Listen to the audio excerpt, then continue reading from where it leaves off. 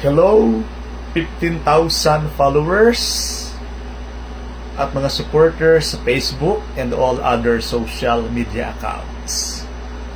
Nonong S. Revealer po, nagla-live, nagbibigay po ng tula para po sa inyong lahat. Sana po ay magustuhan po ninyo, paki-share, paki-like, and react po or comment kung tunay kang guro. Ang pamagat po ng tulang ito ay Sana. Sana, buhay na mga bayani, gurong mga itinangi, pag-asa ng mga salinlahi, tunay ngang mga pinili.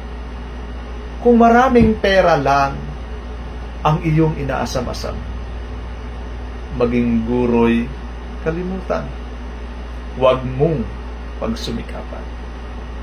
Sa lapi lang ba ang iyong nais? Sa DepEd, ika'y magtitiis. Mababang sweldo'y iyo. Pawang madlang serbisyo. Sana'y makita't mapagtanto, gobyernong may malasakit kuno.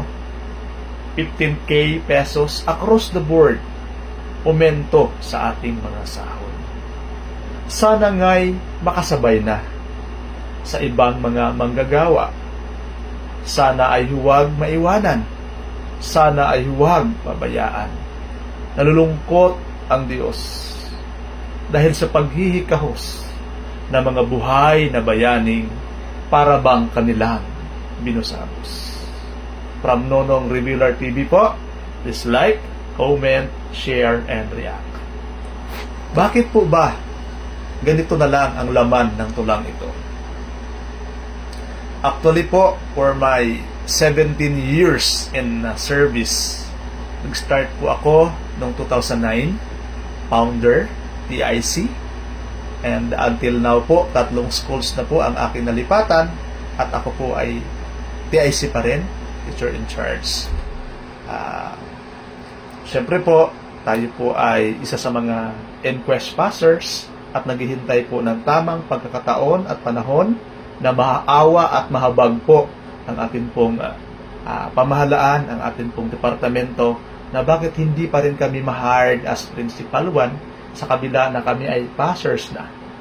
Kasi nga po, sa pabagubagong mga QS, pabagubagong mga patakaran, pabagubagong mga laws or DepEd orders na dapat nating sundin at hindi natin alam kung ano po yung mga pabago-bago pa na mangyayari.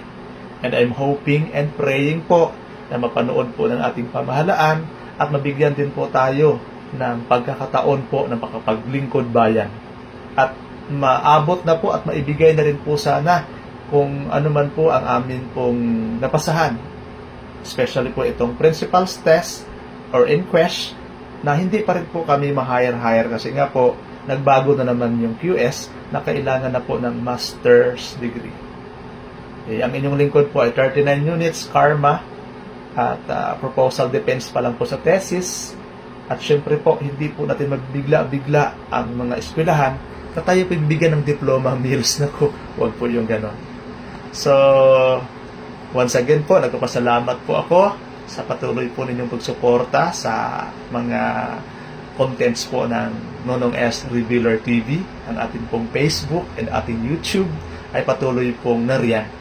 Pasensya lang po sa mga tao po na nasasagi yung inyong mga relihiyon. So, hindi po natin hangarin yun, nasagiin ang relihiyon ninyo, kundi ang atin pong inaangat po ay ang katotohanan na magpapalaya sa bayan.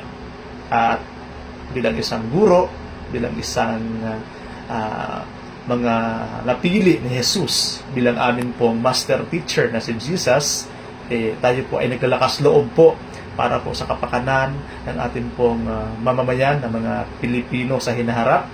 Kasi nga po naniniwala po tayo na itong global warming and climate change, ito po ay paparating na impyerno na dapat pong maiwasan sana kung pwede lang. Kasi nandyan sa Genesis chapter 2 verse 15 na ating pangalagaan at ingatan itong ating tahanang dako. At ang tahanang dakong ito ay walang iba kundi ito ang katawan ng ating Diyos. Maraming salamat po. God bless at ingat po tayo.